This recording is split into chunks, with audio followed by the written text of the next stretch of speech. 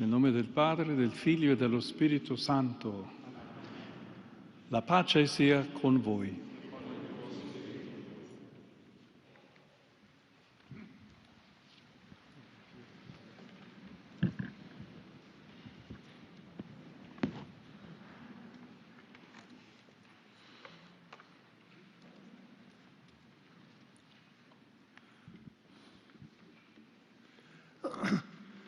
Holy Father, allow me in my capacity as Dean of the Diplomatic Corps accredited to the Holy See to extend to you our most sincere greetings and our heartfelt best wishes for the new year that has just begun. I renew our gratitude for this important moment of closeness, an encounter that bears witness to the friendship between the Holy See and our diplomatic missions, united by the shared aim of pursuing peace among peoples and nations. With deep emotion, permit me on this occasion to remember your beloved predecessor, Pope Francis. It was precisely last January in this very place that he welcomed us and affectionately invited us to become messengers throughout the world of hope, which was at the very foundation of the Jubilee that just concluded.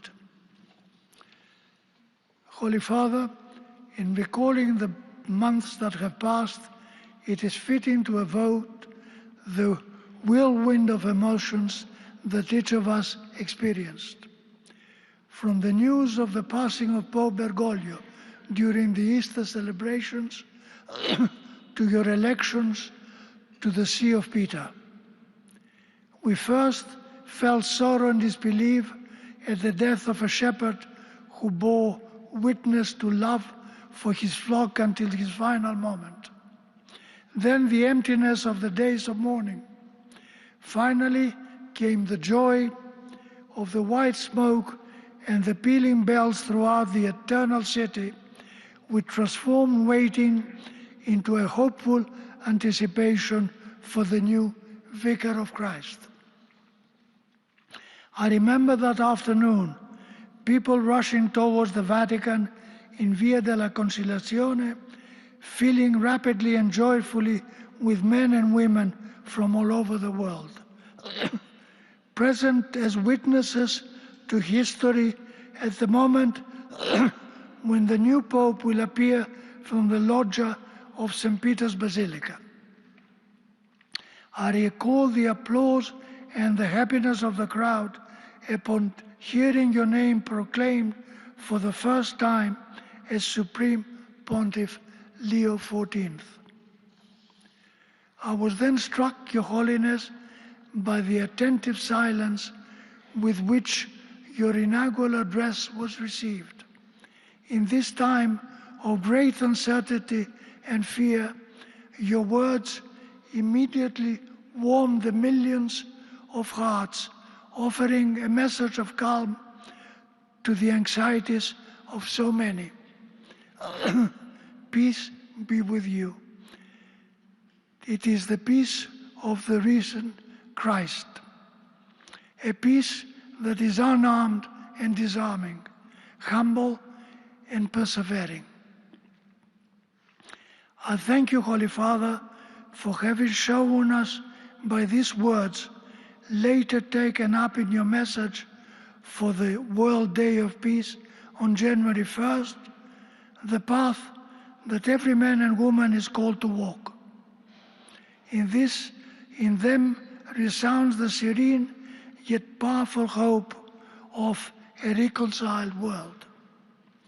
Here lies the profound meaning of the diplomatic mission, to resolve conflicts through the strength of reason and constant determination to work for the common good. Permit me also, Your Holiness, to recall your first apostolic journey to Turkey and Lebanon, which was rich in moments already etched in the collective imagination. In Turkey, on the 1700th anniversary of the Council of Nicaea, the journey towards Christian unity experienced a historic milestone in your prayerful recollection with the Patriarch of Constantinople. Your words spoken in his ancient Nicaea still resonate. Today, the whole of humanity afflicted by violence and conflict is crying out for reconciliation. In the land of the Cedars, on the shores of a wounded Mediterranean, you recall the celebrated words of St. John Paul II. Lebanon is more than a country, it is a message. And encouraged us to disarm our hearts so that peace and justice might prevail. Through your inspired magisterial and pastoral action, you, Holy Father, reminded the entire world that silence in the face of wars is not neutrality, but complicity, forcefully denouncing the false truth of slogans that portray the reckless arms race as a necessity for security, while populations suffer and the abyss draws nearer. Holy Father, we cannot but turn our gaze to the Jubilee of 2025, concluded only a few days ago, which profoundly touched the hearts of countless people. Under your guidance, the Holy Year proved to be an opportunity for genuine renewal, which you translated into gestures of authentic closeness from the very beginning of your Petrine ministry. We recall with esteem your various interventions, such as last September on the occasion of the World Meeting of Human Fraternity, then recalling Pope Francis' encyclical Fratelli Tutti. You invited participants to identify local and international ways of developing new forms of social charity and to nurture the spirituality of fraternity through culture, working relationship, and diplomatic action. In this spirit, commitment was renewed, for example, to the humanitarian corridors for peace, vigorously supported in the months following your election, a model of welcome that you have indicated as a possible and dignified alternative to the culture of indifference. Thanks also to these initiatives of fraternity, the Holy Door ideally remains open through paths of assistance that have restored hope to many refugees, bearing witness that solidarity, when organized and sustained, constitutes the most solid foundation of diplomacy. Your Holiness, in the name you have chosen, there is a powerful reference to the challenges that Leo XIII once faced, different in content, yet similar in substance. In this new age of machines, today, digital and linked to artificial intelligence, the risk that calculation may overstep ethical boundaries is great. There is an urgent need to regulate technological development on a human scale.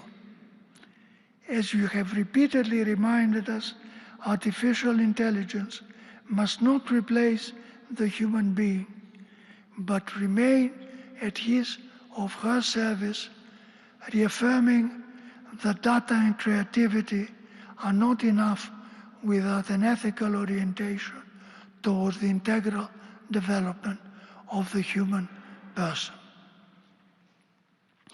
It is precisely with our gaze fixed on the centrality of human person that I wish to express the condolences and closeness of the diplomatic corps to the young lives lost and injured and their families affected by the tragic accident that occurred in Crans-Montana, Switzerland. We pray for them and for the Venezuelan people, recalling your words that the good of the beloved Venezuelan people must prevail over every other consideration. This must lead to the overcoming of violence and to the pursuit of paths and justice of peace. Holy Father, I conclude with the hope that your actions may bear for all humanity the same fruitfulness that the thought of your spiritual father, St. Augustine, bore for the Church. Just as he was able to unite the wisdom of his time with the Christian creed, may you help the world to find true peace, integrating the countless human experiences with a universal message of fraternity capable of speaking to the heart of every man and woman on the planet. Your Holiness, with profound esteem and affection on behalf of the diplomatic corps, I extend to you our warmest best wishes for the new year, renewing the offer of our service in favor of peace and the building of bonds that may help resolve the conflicts of the world. Thank you.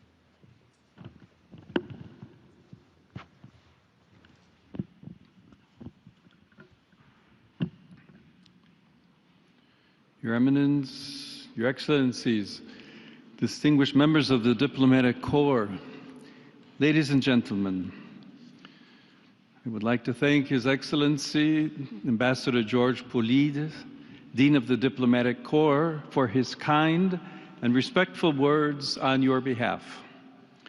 I welcome all of you to this meeting for the exchange of greetings at the beginning of the new year. This is a traditional occasion in the life of the Diplomatic Corps accredited to the Holy See, but it is a new experience for me since it was only several months ago that I was called to shepherd Christ's flock. I am pleased, therefore, to welcome you this morning, and I am grateful for your generous participation, which this year is enriched by the presence of the new resident heads of mission of Kazakhstan, Burundi, and Belarus. I thank the respective governmental authorities for their decision to open in Rome diplomatic representations to the Holy See. This is a tangible sign of good and fruitful bilateral relations. To each of you, dear ambassadors, I wish to extend my good wishes to your countries and to share a reflection on our times, which are so troubled by a growing number of tensions and conflicts. This past year saw many significant events, beginning with those directly affecting the life of the Church, which experienced a profound jubilee, and saw the return to the Father's house of my venerable predecessor, Pope Francis. The whole world gathered around his coffin on the day of his funeral and sensed the loss of a father who had guided the people of God with immense pastoral charity. A few days ago, we closed the last holy door, that of St. Peter's Basilica, which Pope Francis himself had opened on Christmas night in 2024. During the Holy Year, millions of pilgrims flocked to Rome to make their Jubilee pilgrimage. Each person brought his or her own experiences, questions, and joys, as well as pains and wounds, to pass through the holy doors, which are symbols of Christ himself, our heavenly physician. By coming in the flesh, he took upon himself our humanity in order to make us partakers of his divine life, as we contemplated in the recent celebration of Christmas. I am confident that through these experiences, many people have been able to deepen or rediscover their relationship with the Lord Jesus, finding comfort and renewed hope for facing life's challenges. In questa sede desidero esprimere particolare gratitudine ai romani che con grande pazienza e senso di ospitalità si sono fatti carico dei numerosi pellegrini e turisti giunti in urbe da ogni parte del mondo. Uno speciale apprezzamento desidero rivolgere al governo italiano, all'amministrazione capitolina e alle forze dell'ordine che si sono adoperate con zelo e precisione perché Roma fosse in grado di accogliere tutti i visitatori e gli eventi giubilari e quelli successivi alla morte di Papa Francesco potessero svolgersi in serenità e sicurezza. La Santa Sede e l'Italia condividono non solo la vicinanza geografica, ma soprattutto la lunga storia di fede e di cultura che lega la Chiesa a questa splendida penisola e al suo popolo. Ne sono un segno anche le eccellenti relazioni bilaterali, suggellate quest'anno dall'entrata in vigore delle modifiche all'accordo sull'assistenza spirituale delle forze armate, che consentirà una maggiore efficacia nell'accompagnamento spirituale delle donne e degli uomini che prestano il loro servizio nelle forze armate in Italia e nelle numerose missioni all'estero, come pure la firma dell'accordo per un impianto agrivoltaico a Santa Maria di Galeria, che consentirà la fornitura di energia elettrica alla città del Vaticano tramite il ricorso a fonti rinnovabili, confermando così il comune impegno in favore del creato. Sono poi grato per le visite che mi hanno reso le alte cariche dello Stato all'inizio del mio pontificato e per la squisita ospitalità riservatami al Palazzo del Quirinale dal Signor Presidente della Repubblica, al quale desidero far giungere il mio cordiale e riconoscente saluto. During the past year, having accepted the invitation given to Pope Francis, I had the joy of visiting Turkey and Lebanon. I am grateful to the authorities of both countries for their welcome. In Iznik, Turkey, together with the Ecumenical Patriarch of Constantinople and representatives of other Christian denominations, I commemorated the 1700th anniversary of the First Ecumenical Council. This was an important opportunity for renewing our commitment to the journey towards the full, visible unity of all Christians. In Lebanon, I met a people who, despite their difficulties, are full of faith and enthusiasm. There I sensed the hope of young people who aspire to build a more just and cohesive society and to strengthen the bond of cultures and religions that makes the land of the cedars unique in the world. Dear ambassadors, prompted by the tragic events of the sack of Rome in 410 AD, St. Augustine wrote De Civitate Dei, the city of God. This is one of the most powerful of his theological, philosophical, and literary works.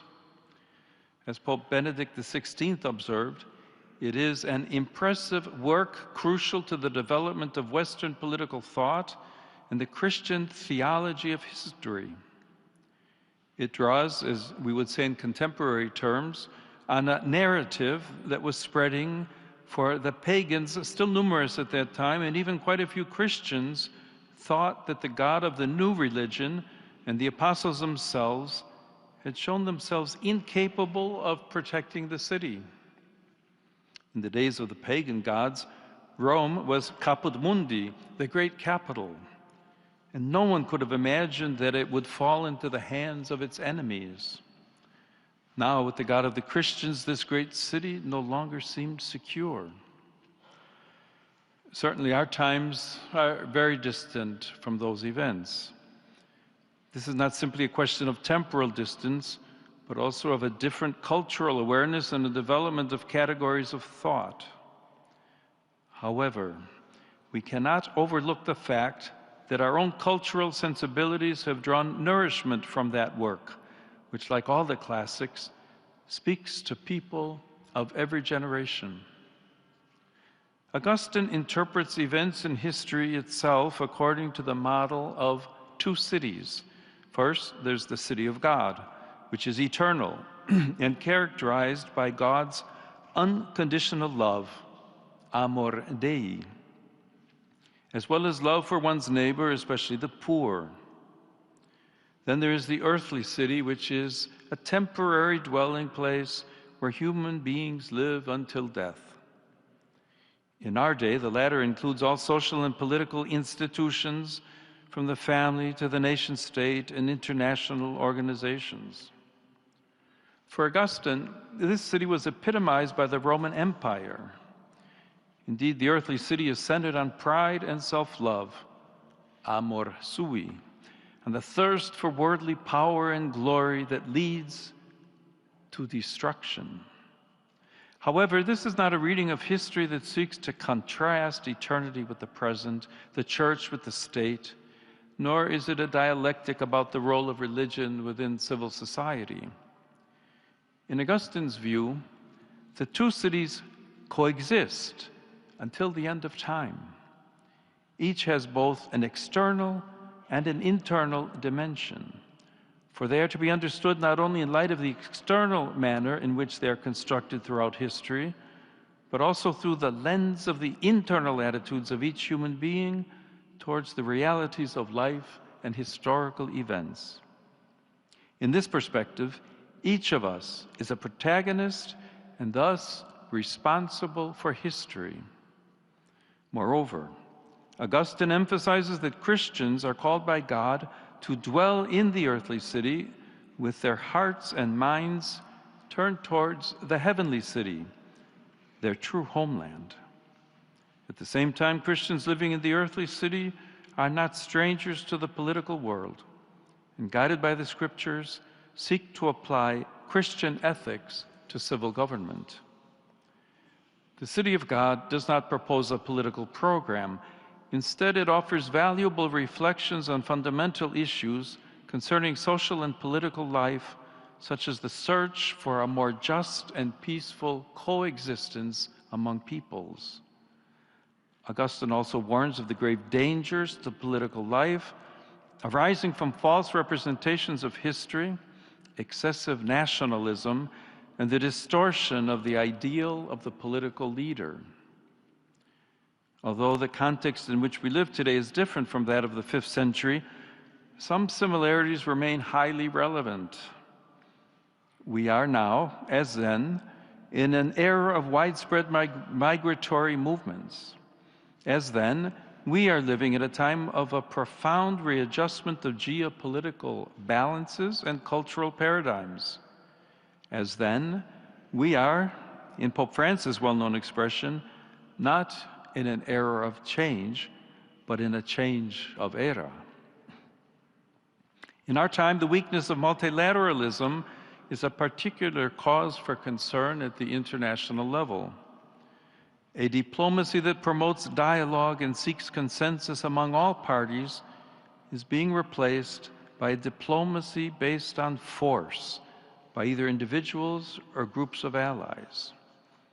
War is back in vogue, and a zeal for war is spreading. The principle established after the Second World War, which prohibited nations from using force to violate the borders of others, has been completely undermined. Peace is no longer sought as a gift and a desirable good in itself, or in the pursuit of the establishment of the ordered universe willed by God, with a more perfect form of justice among men and women. Instead, peace is sought through weapons as a condition for asserting one's own dominion. This gravely threatens the rule of law, which is the foundation of all peaceful civil coexistence. Furthermore, St. Augustine notes, there is no one who does not wish to have peace. For even those who make war desire nothing but victory. They desire, that is to say, to attain peace with glory. For what else is victory than the conquest of those who resist us? And when this is done, there is peace.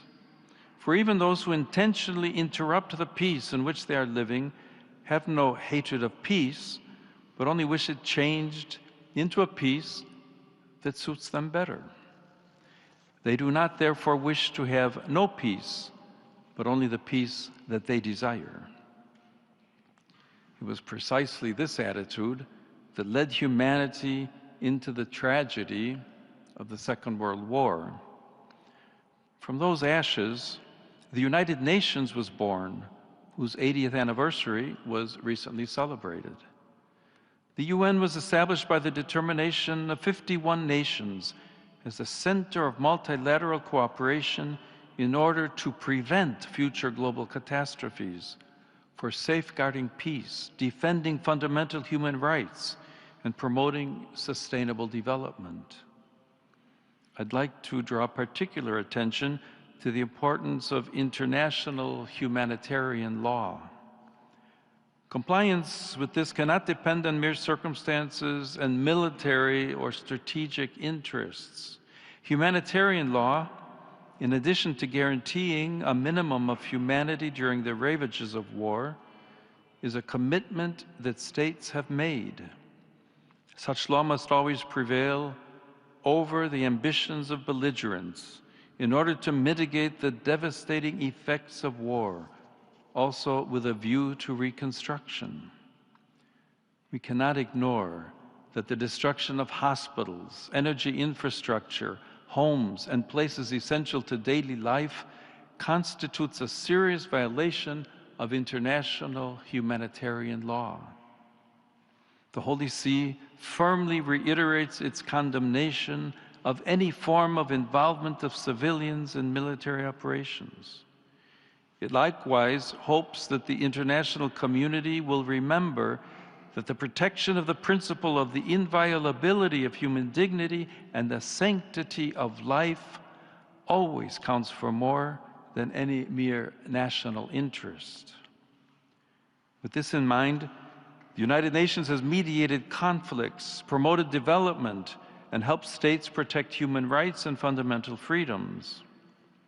In a world facing complex challenges such as geopolitical tensions, inequalities, and climate crises, the UN should play a key role in fostering dialogue and humanitarian support, helping to build a more just future.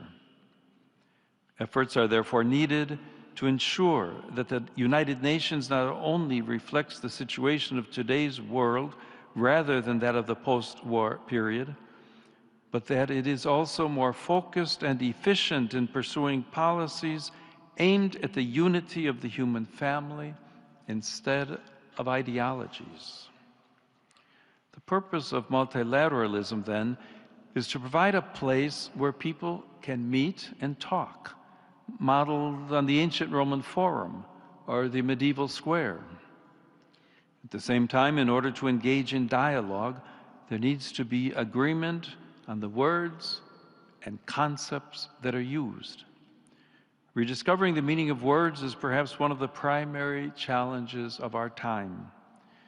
When words lose their connection to reality, and reality itself becomes debatable and ultimately incommunicable, we become like the two people to whom St. Augustine refers, who are forced to stay together without either of them knowing the other's language.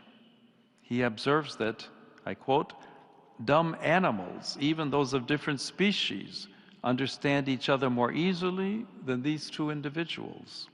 For even though they are both human beings, their common nature is no help to friendliness when they are prevented by diversity of language from conveying their sentiments to one another, so that a man would more readily converse with his dog than with a foreigner." End of quote.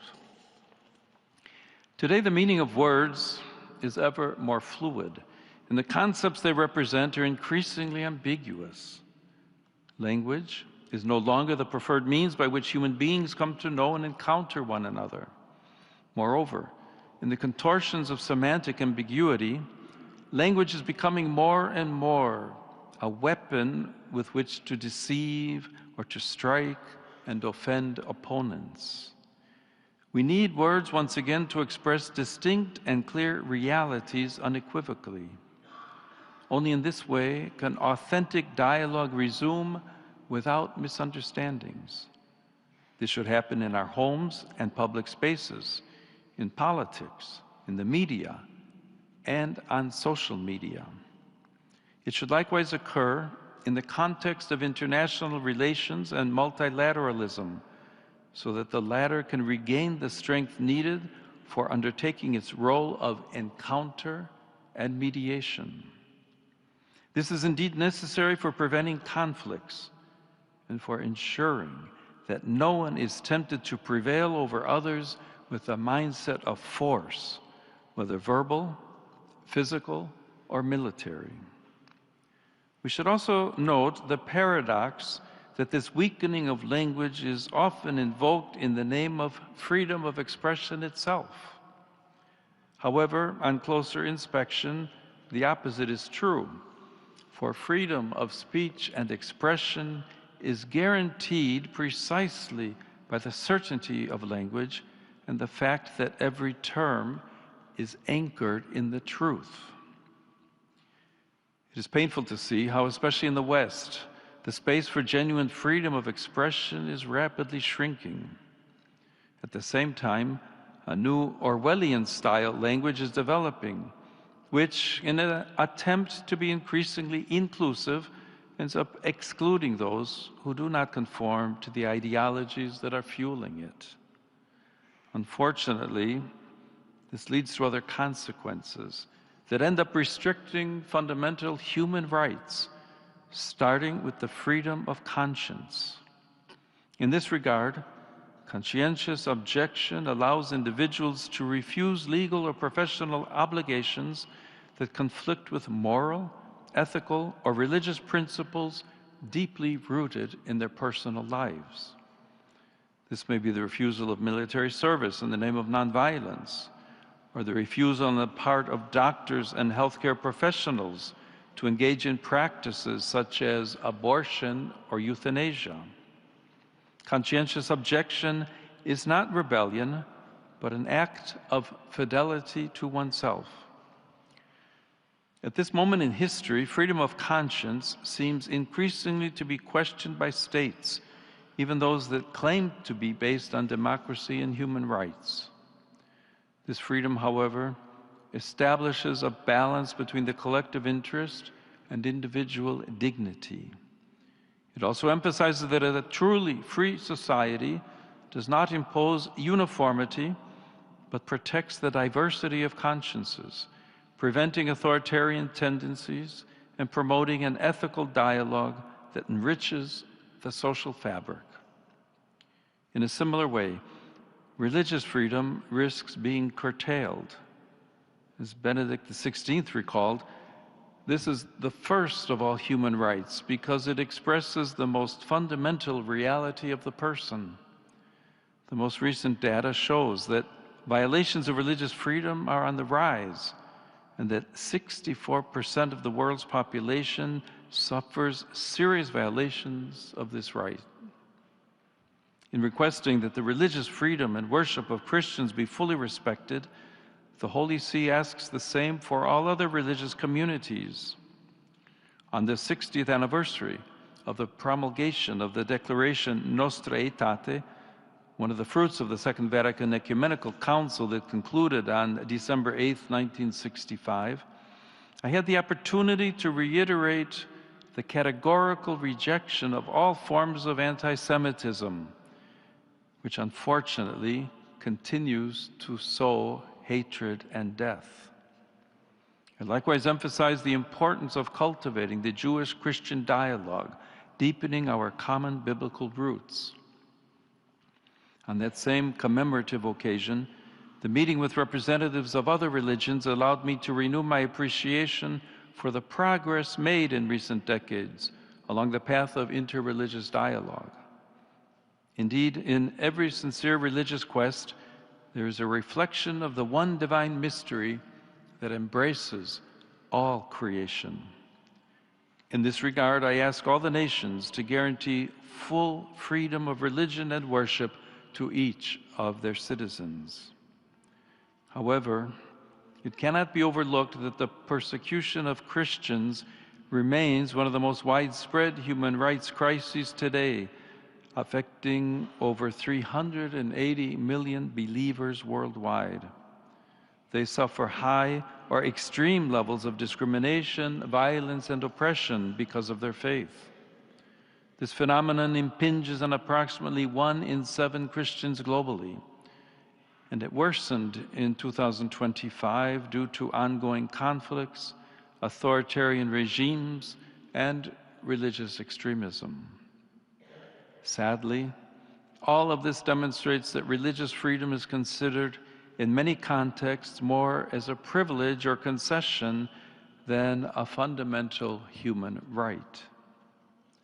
Here I would especially call to mind the many victims of violence, including religiously motivated violence in Bangladesh, in the Sahel region, and in Nigeria, as well as those of the serious terrorist attack last June on the parish of St. Elias in Damascus.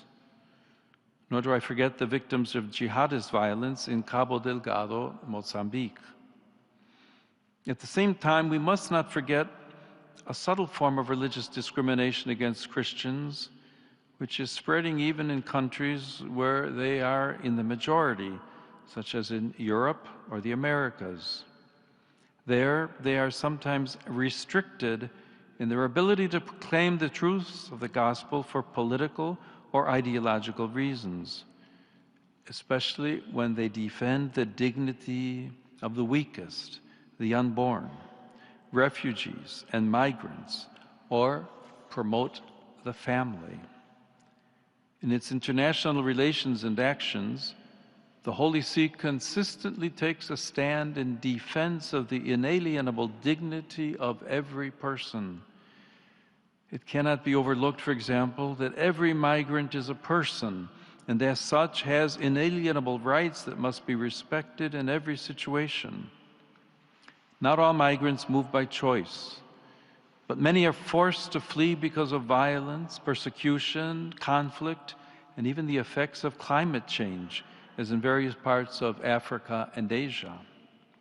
In this year, which also marks the 75th anniversary of the International Organization for Migration, I renew the Holy See's hope that the actions taken by states against criminality and human trafficking will not become a pretext for undermining the dignity of migrants and refugees. The same considerations apply to prisoners who can never be reduced to the crimes they have committed. On this occasion, I wish to express my heartfelt gratitude to the governments that have responded positively to my venerable predecessor's appeal for gestures of clemency during the Jubilee year.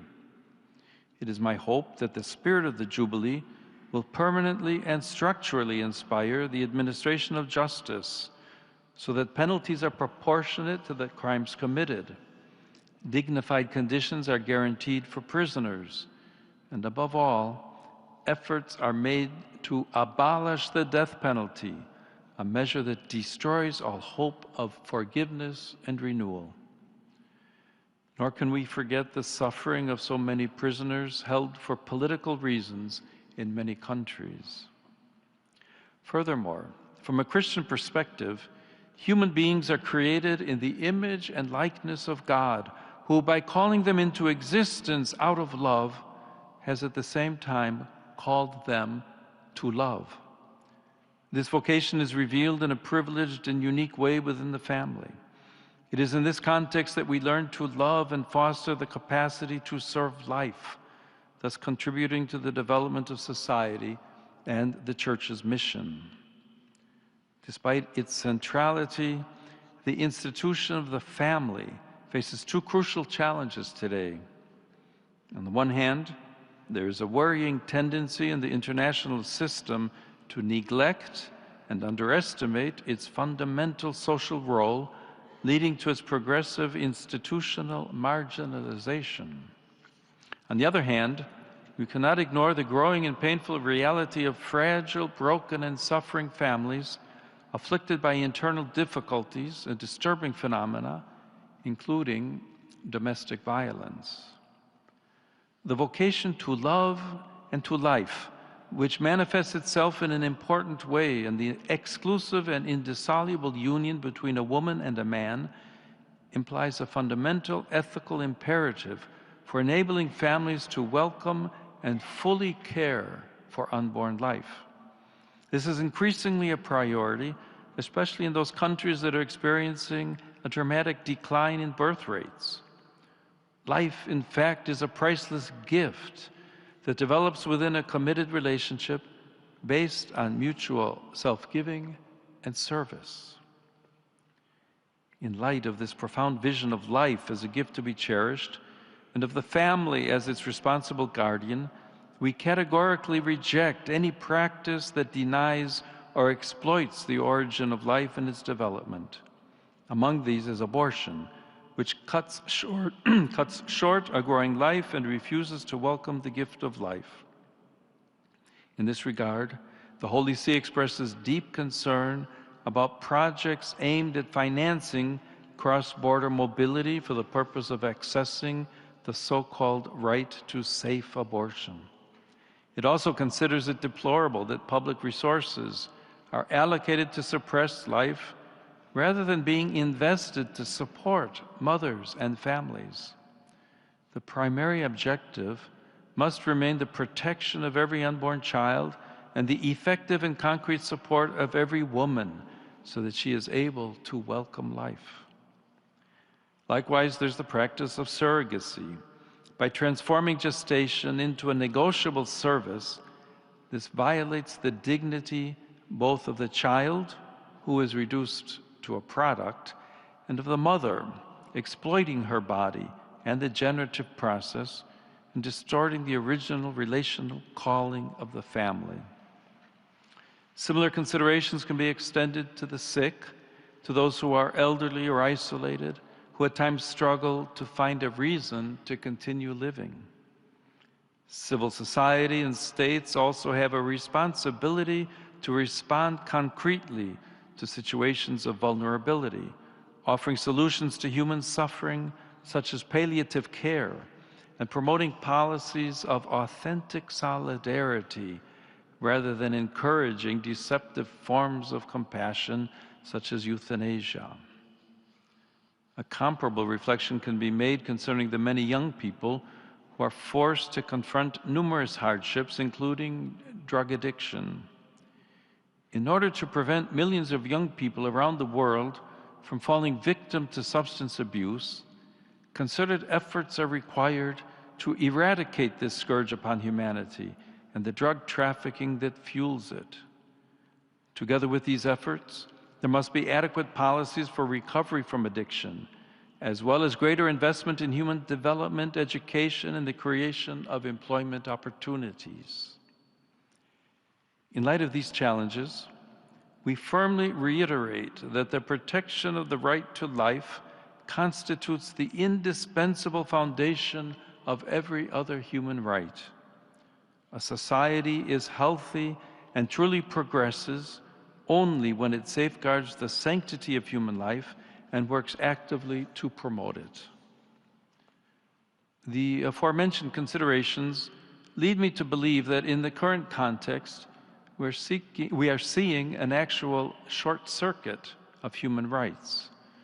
The right to freedom of expression, freedom of conscience, religious freedom, and even the right to life are being restricted in the name of other so-called new rights, with the result that the very framework of human rights is losing its vitality and creating space for force and oppression. This occurs when each right becomes self-referential, and especially when it becomes disconnected from reality, nature, and truth. Distinguished ambassadors, while St. Augustine highlights the coexistence of the heavenly and earthly cities until the end of time, our era seems somewhat inclined to deny the city of God its right of citizenship. It seems that only the earthly city exists, enclosed exclusively within its borders. Seeking only imminent goods undermines that tranquility of order, which for Augustine constitutes the very essence of peace, which concerns society and nations as much as the human soul itself, and is essential for any civil coexistence. In the absence of a transcendent and objective foundation, only self-love prevails, to the point of indifference to God, who governs the earthly city. Yet, as Augustine notes, great is the folly of pride in those individuals who think that the supreme good can be found in this life and that they can become happy by their own resources. Pride obscures both reality itself and our empathy toward others. It is no coincidence that pride is always at the root of every conflict. Consequently, as I recalled in my message for the World Day of Peace, we lose our sense of realism and surrender to a partial and distorted view of the world, disfigured by darkness and fear, thus paving the way for the mentality of confrontation, which is the precursor to every war. We see this in many contexts, starting with the ongoing war in Ukraine and the suffering inflicted on the civilian population. Faced with this tragic situation, the Holy See strongly reiterates the pressing need for an immediate ceasefire and for dialogue motivated by a sincere search for ways leading to peace. I make an urgent appeal to the international community not to waver in its commitment to pursuing just and lasting solutions that will protect the most vulnerable and restore hope to the afflicted peoples. I likewise emphasize the Holy See's full willingness to support any initiative that promotes peace and harmony. At the same time, we see this in the Holy Land, where, despite the truce announced in October, the civilian population continues to endure a serious humanitarian crisis, adding further suffering to that already experienced. The Holy See is especially attentive to any diplomatic initiative that seeks to guarantee to the Palestinians in the Gaza Strip a future of lasting peace and justice in their own land, as well as to the entire Palestinian people and the entire Israeli people. In particular, the two-state solution remains the institutional perspective for meeting the legitimate aspirations for both peoples. Yet sadly, there has been an increase in violence in the West Bank against the Palestinian civilian population, which has the right to live in peace in its own land. The escalating tensions in the Caribbean Sea and along the American Pacific coast are also a cause for serious concern. I wish to repeat my urgent appeal that peaceful political solutions to the current situation should be sought, keeping in mind the common good of the peoples and not the defense of partisan interests. This pertains in particular to Venezuela in light of recent developments. In this regard, I renew my appeal to respect the will of the Venezuelan people and to safeguard the human and civil rights of all, ensuring a future of stability and concord. To this end, inspiration may be drawn from the example of two of its children who I had the joy of canonizing last October, José Gregorio Hernández and Sister Carmen Rendiles. May their witness inspire the building of a society founded on justice, truth, freedom, and fraternity, and thus enable the nation to rise from the grave crisis that has afflicted it for so many years. Other crises are scattered across the global landscape. First, I refer to the desperate situation in Haiti, marked by many forms of violence, from human trafficking to forced exile and kidnappings. In this regard, it is my hope that with the necessary and concrete support of the international community, the country will be able to take the necessary steps as soon as possible to restore democratic order, end violence, and achieve reconciliation and peace. Nor can we forget the situation that has affected the Great Lakes region of Africa for decades, plagued by violence that has claimed many victims. I encourage the parties involved to seek a definitive, just, and lasting solution that will put an end to a conflict that has lasted far too long. Similarly, I think of the situation in Sudan, which has been transformed into a vast battlefield, as well as the continuing political instability in South Sudan, the youngest country in the family of nations, which came into being following the referendum 15 years ago. We cannot fail to mention the intensifying signs of tension in East Asia and to express hope that all parties involved will adopt a peaceful and dialogue-based approach to the contentious issues that are a source of potential conflict. My thoughts turn in particular to the grave humanitarian and security crisis afflicting Myanmar, which was further aggravated by the devastating earthquake last March. With renewed intensity, I make an appeal that paths of peace and inclusive dialogue be courageously chosen so as to guarantee everyone fair and timely access to humanitarian aid.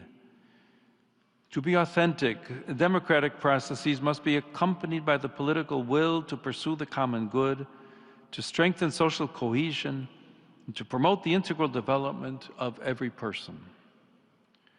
At the heart of many of the situations I've mentioned, we can see something that Augustine himself pointed out, namely the persistent idea that peace is only possible through the use of force and deterrence. While war is content with destruction, peace requires continuous and patient efforts of construction as well as constant vigilance. Such efforts are required of everyone, starting with the countries that possess nuclear arsenals. I think in particular of the important need to follow up on the New START Treaty, which expires in February. Indeed, there's a danger of returning to the race of producing ever more sophisticated new weapons, also by means of artificial intelligence. The latter is a tool that requires appropriate and ethical management, together with regulatory frameworks focused on the protection of freedom and human responsibility. Dear ambassadors, notwithstanding the tragic situation before our eyes, peace remains a difficult yet realistic good. As Augustine reminds us, peace is the aim of our good, because it is the very aim of the city of God, to which we aspire, even unconsciously, and of which we can enjoy a foretaste even in the earthly city.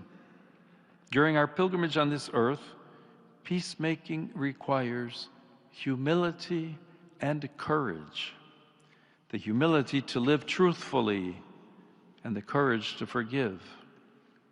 In the Christian life, we see these virtues reflected at Christmas, when truth, the eternal Word of God, becomes humble flesh.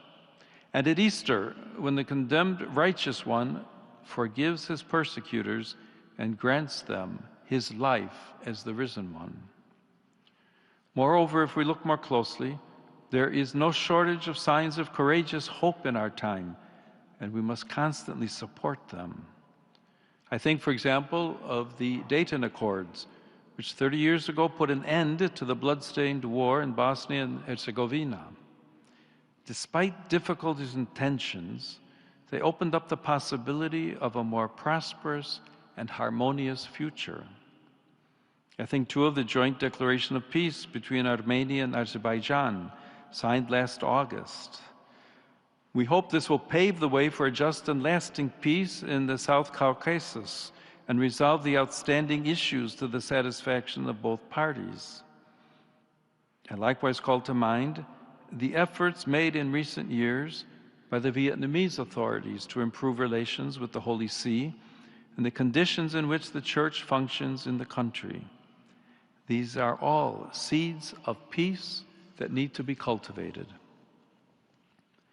This coming October will mark the 8th century of the death of St. Francis of Assisi, a man of peace and dialogue, universally recognized even by those who do not belong to the Catholic Church. His life shines brightly, for it was inspired by the courage to live in truth and the knowledge that a peaceful world is built starting with humble hearts turned towards the heavenly city. A humble and peace-loving heart is what I wish for each of us and for all who dwell in our countries at the beginning of this new year. Thank you.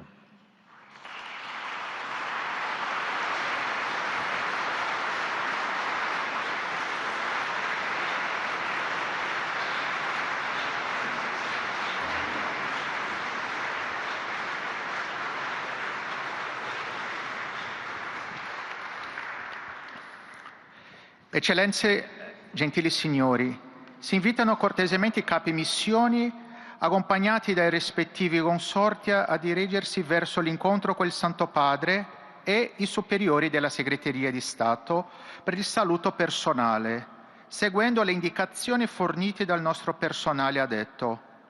Al termine del saluto, i capi missione sono pregati di recarsi senza i consorti presso la Cappella Sistina per la foto di gruppo. Si richiede agli altri membri dei seguiti diplomatici di rimanere nei posti loro assegnati.